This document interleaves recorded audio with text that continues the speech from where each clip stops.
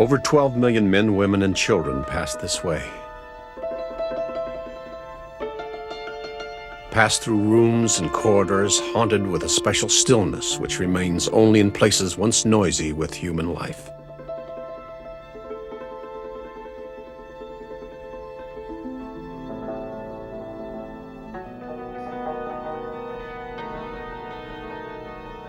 Here they bought tickets for 1,000 places in America. Here they traded their drachmas, their liras, and their ruples for dollars. Here they sang their first American songs, experienced their first American Christmas and Hanukkah.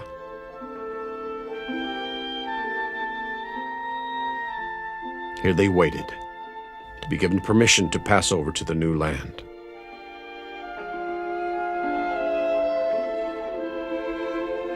Tens of millions of us have relatives who came this way. Sat in this room, part of the largest human migration in history.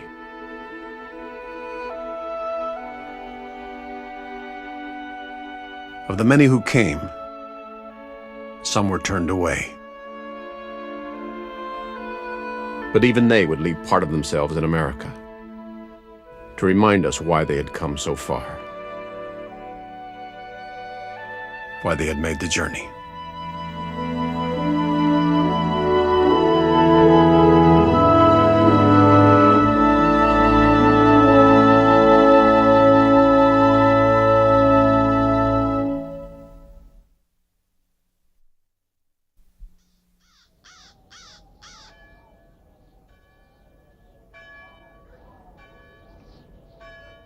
You never know how hard it was to leave her.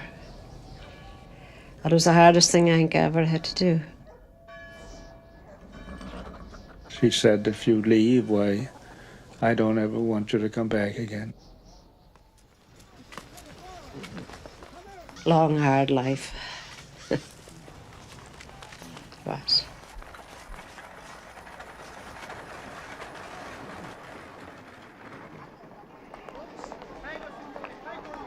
Europe had always lost its children to America. And now there were new reasons to leave. Industrial change and political unrest had brought increased joblessness and poverty to Italy and Southern Europe. And reaching as far north as the industrial cities of Poland and Russia. In America, they were saying, there was a future, perhaps a fortune to be made. In the southern European ports of Naples, Piraeus, Trieste, and Constantinople, they gathered to board the ships to America. Some were birds of passage, leaving to seek work and return. Others with hopes to find at the end of the journey the good permanent life that awaited, they were told, 3,000 miles across the sea.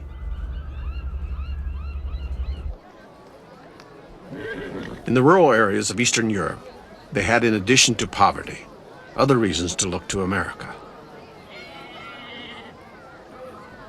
The government was taking young boys to the army. In a mother's lifetime, she might not see him again. And always there was the police, the historic persecutor of the Armenian, Slovak, and Jew.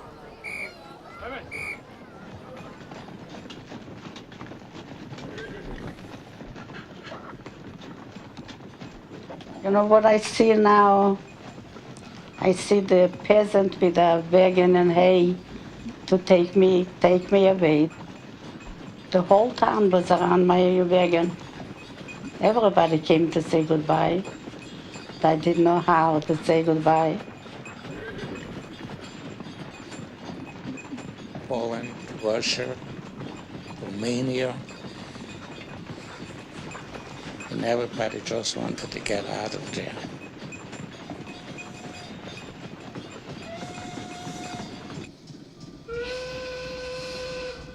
Making their way to the railheads, they sought passage to the sea. Some had money for the journey, and some did not. But turning back was seldom an alternative. I didn't pay no tickets. Get on a train and pray for luck. They cared us just like they would care moving a bunch of pigs. If you go move a bunch of calves or a bunch of pigs, would you put them in a passenger car? That's the way they looked at us.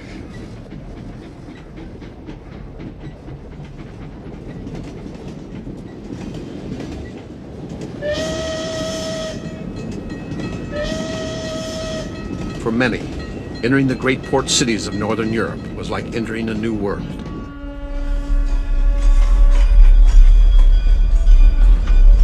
They had reached the sea, and the immigrant was now in the hands of the steamship company.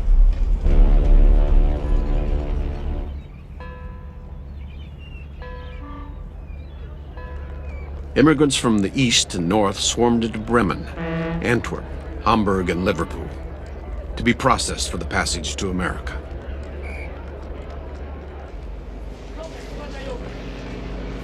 They stood in line together, those who saw America as an adventure, those who saw America as a beacon of hope.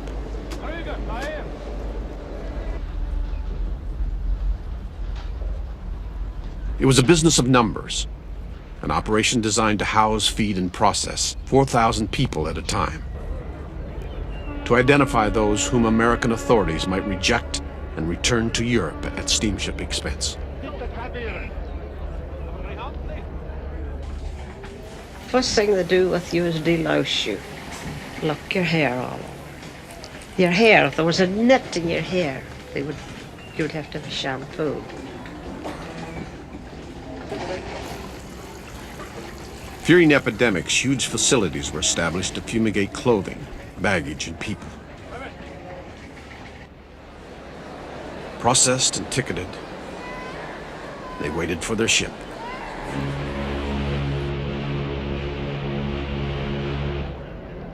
They boarded in many parts of Europe and in many kinds of vessels, most to New York and some to other ports. But they had one thing in common. They were traveling steerage, and the steamship companies understood the profit in numbers.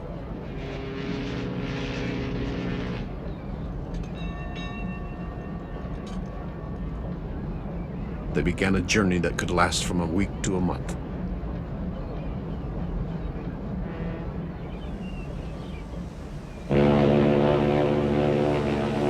That was the last time it ever ran again.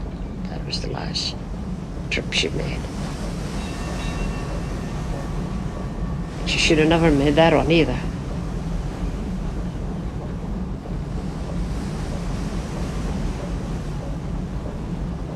For some, it would be a voyage without incident. For others, the crossing would provide days for which they were ill-prepared. They gave us a tin plate with a fork and a spoon, a cup of soup, and that much bread, 15 days.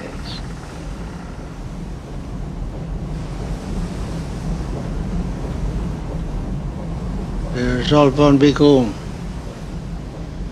I was in the cellar. There's little lights going on there all the time. Little lights. We were riding in the steerage like animals.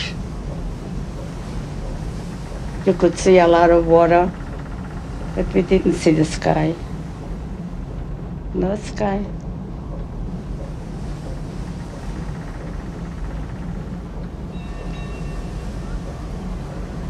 To escape the throbbing engines and the odor of spoiled food, those with blankets came on deck for air.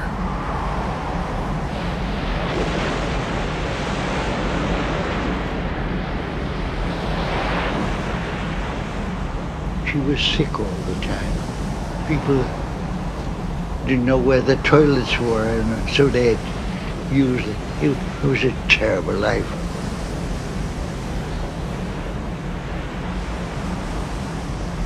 I prayed one night that that ship would go down. It was so horrible. It had to stop for a while. For some, the waves was washing.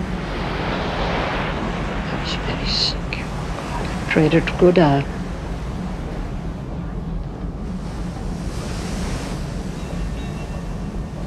There's only one thing in my mind. I wanted to get out of there and to come to America.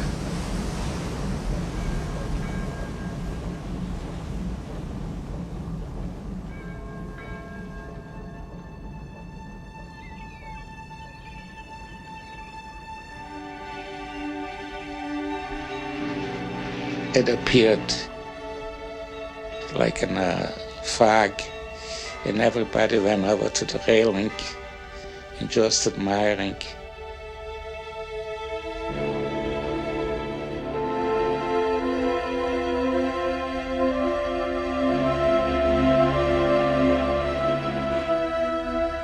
I thought I was in heaven.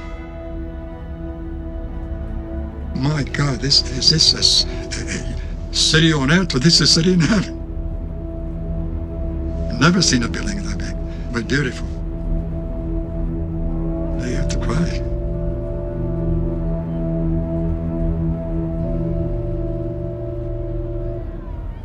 Everybody was just waiting to get off that, standing waiting to get off that ship.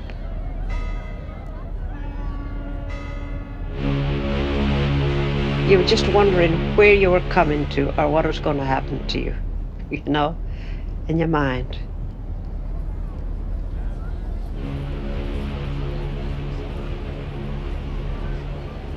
Still separated from the first class and cabin passengers who were processed by immigration officials on board, the immigrant from steerage waited yet another boat ride. This one from the Hudson River Pier to an island in the Upper Bay.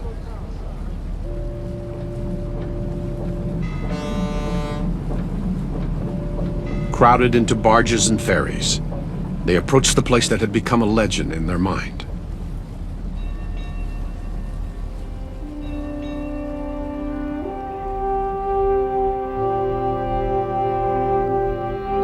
I couldn't get my eyes on that. It's great. I was kind of glad to see Ellis Island as bad as it was. It was good to see any kind of land. It was. According to the houses I left in my town, this was like, like a whole city. And I almost felt smaller than I am.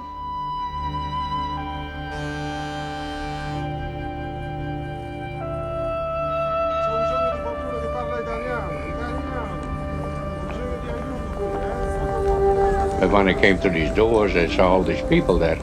I figured, well, I guess I'll have to stay here for good, probably, because all these people, what are they doing here?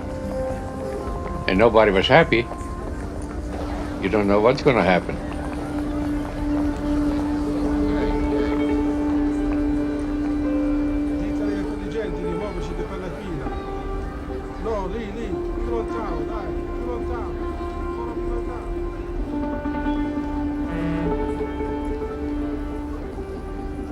I had a coat and a dress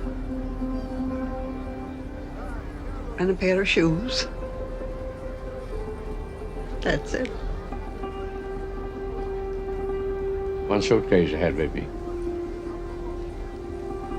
And about $50, I guess. My basket, my little basket, that's all I had with me. You were lucky to have the one. We had no other possessions but that. We had no baggage. We had nothing. Nothing, except the clothes. We had nothing.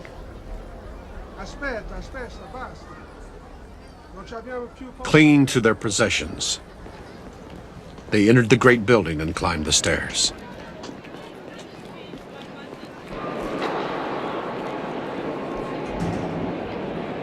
Jesus, Mary and Joseph, I says, where am I?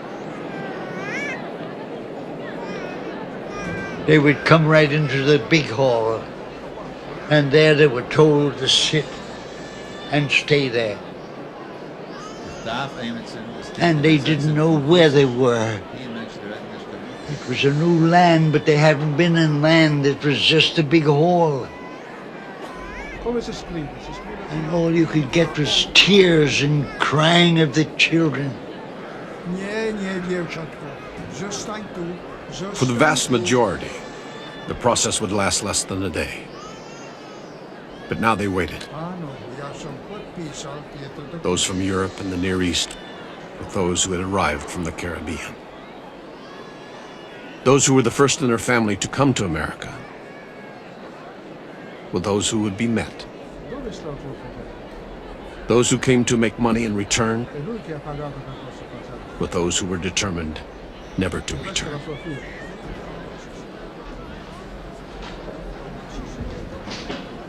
So they all had this fear, this worry. They were worried about police because they were always checked in the other countries. The word government frightened me. Government was tyranny. Government was officers who looked at you with a sense that they wanted to hate you or eliminate you. And the idea that there is democracy or that the policeman will help you was very new to me. As a policeman, to me, was someone who could cut my head off.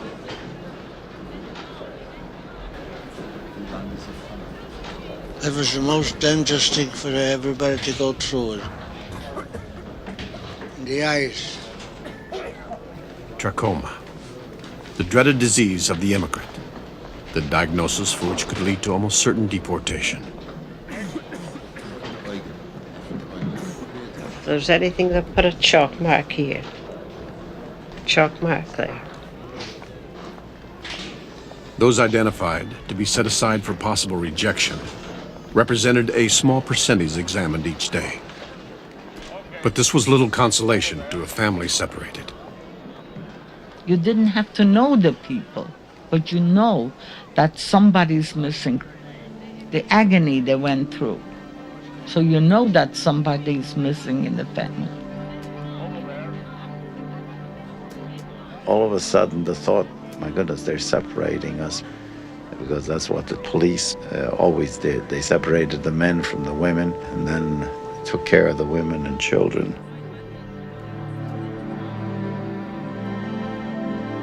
As long as some member of the family, some loving member of the family was with you, life was tolerable. You lived in a relationship of family love. Even though the other members of the family, you didn't know where they were, you could converse, you could plan, you could warm each other. I had a feeling that I'm left all alone. It's a terrible feeling. All of a sudden they were gone.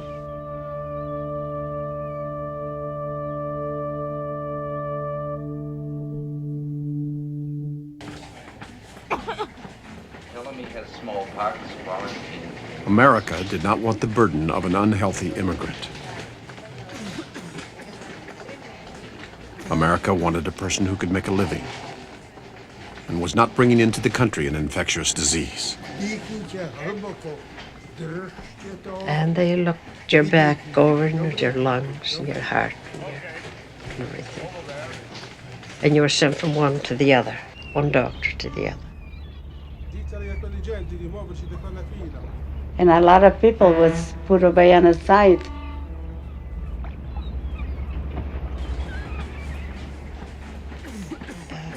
I wouldn't want to have been sent back.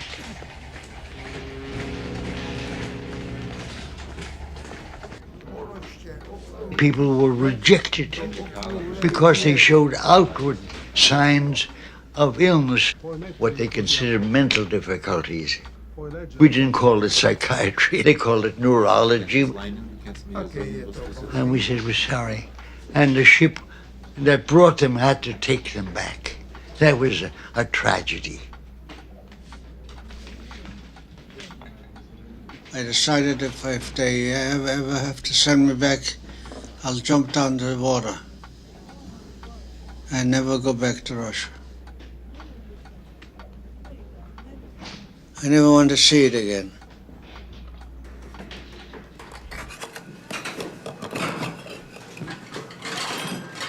Built for 1,500, the dining room often fed 3,000. There would be dishes and forks and knives and white napkin, long tables well set, but when the people went in, it was like chaos. And they handed us food. Food was not something people gave you. I didn't like it, but then I tasted it again. I never had seen a banana before. To me, this white bread was like cake already.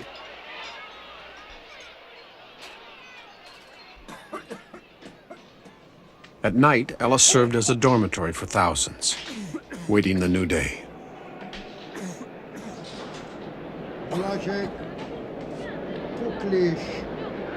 Each morning, the great hall would fill, and the noise would begin again. Hopefully, their papers were in order, a clean bill of health, a letter from a relative guaranteeing they would not become a public charge, proof that they were not a contract laborer or a dangerous alien.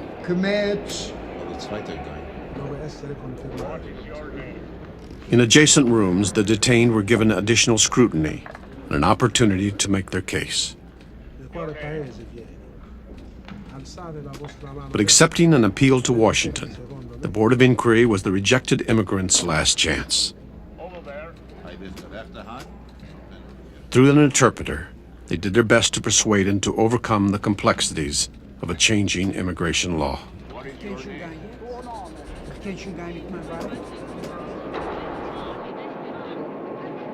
But it was in the Great Hall where the vast majority faced their first and their last test.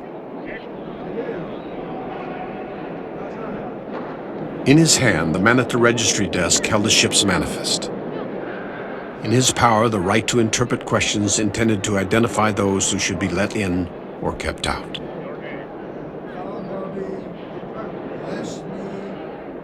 They know a word of English. I couldn't understand English, not one word. First question, how much money have you got? She had to have £5. My father, I remember, gave me that £5. Do you know how long? It took a couple of years, 2 and 3 years, to get that $25. My mother, when we got nearer and the person at the desk called our names, my mother turned to me, she says, "I was never here. How does she know my name?" I said, "It's all right, Mom. She knows it." They asked me my name, and I told them Licht, and they say, "How do you spell it?" Well, I didn't know how to spell it, and they didn't know it, and they spelled it Licht. I said, "It's all right for me. I don't know the difference." But then they said, all right, you can go. You're free to go. To Hoboken. Yeah.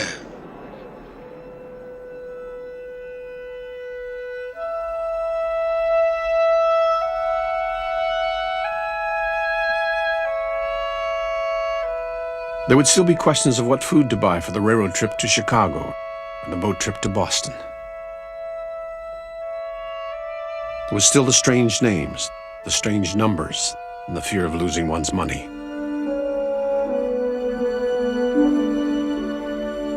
There was the process of buying a ticket to places with unpronounceable names like Pittsburgh, Hamtramck, and Keokuk. But those were details. The island had passed them through. The door to America had opened. It was as if God's great promise had been fulfilled. I've gone into a free land. I don't think I ever can explain that feeling that I had that time. There isn't such a thing to be explained. It came out of my system. It's over. The It's not my native land, but it means more to me than my native land. It means more to me than my native land.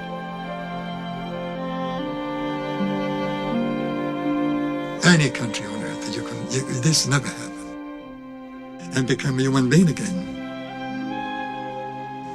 It's a miracle. I'm glad I'm here. Couldn't be any better, could it? And everybody had hopes. And one thing I was sure, and thousands like me, that the degradation, the abuse, and the privation that we had in Europe, we wouldn't have here. Oh, God, yes. Hoping for centuries.